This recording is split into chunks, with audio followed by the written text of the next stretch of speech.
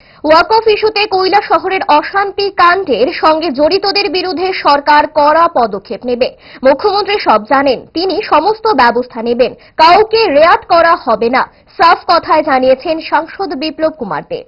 এবং কৈলাসহরে যেভাবে যেই ব্যক্তির মাধ্যমে এগুলো করা হয়েছে, মুখ্যমন্ত্রী মহোদয় নিশ্চিত সেই বিষয়ে উনি সব জানেন, করবেন এবং শক্ত হাতে মোকাবেলা করা উচিত। এই ধরনের করে জাতি দাঙ্গা লাগিয়ে সরকার এবং মুখ্যমন্ত্রীকে বদনাম করার যারা চেষ্টা করে তাদেরকে শক্ত হাতে ভারতীয় জনতা পার্টির সরকার মোকাবেলা করবে।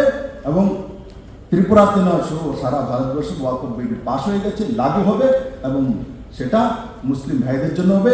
আর আপনাদের ধার্মিক যে ব্যবস্থা তার মধ্যে কেউ হস্তক্ষেপ করতে পারবে না, তার মধ্যে কোনো হিন্দু মুসলিম খ্রিস্টান বৌদ্ধ জৈন কেউ থাকতে পারবে না। অ্যাডমিনিস্ট্রেটিভ যে ব্যবস্থা তার মধ্যে ডিএম থাকবে, তার মধ্যে স্থানীয় এমপি থাকবে, তার মধ্যে স্থানীয় এমএলএ থাকবে। এখন আমি বলবো, মন করে ওয়াকফের এখানে একটা কমিটি আছে, এখানে এমপি হয়তো বা বিপ্লব দেব, এখন বিপ্লব দেবকে মুসলিম হতে হবে তার মধ্যে মেম্বার হতে গেলে। আরে রেলওয়ের কোনো কার্যক্রম হয়, যে কোনো পার্টির হয়, তাকেও ডাকানো হয় কারণ এমপির এরিয়া।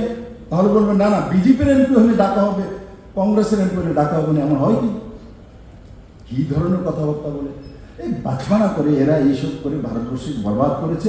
আর ভারত এক নতুন দিশায় চলছে, যা আমাদের মুসলিমদের আয় কত ছিল যখন দেশ স্বাধীন হয়েছে, 37% মুসলিম রোজগারই ছিল। আজকে কত পার্সেন্ট মুসলিম? 7% মুসলিম রোজগার করে। তার জন্য দায়ীকে ভারতীয় জনতা পার্টি না কংগ্রেস 65 সাল যারা রাজ করেছিল, না সিপিএম।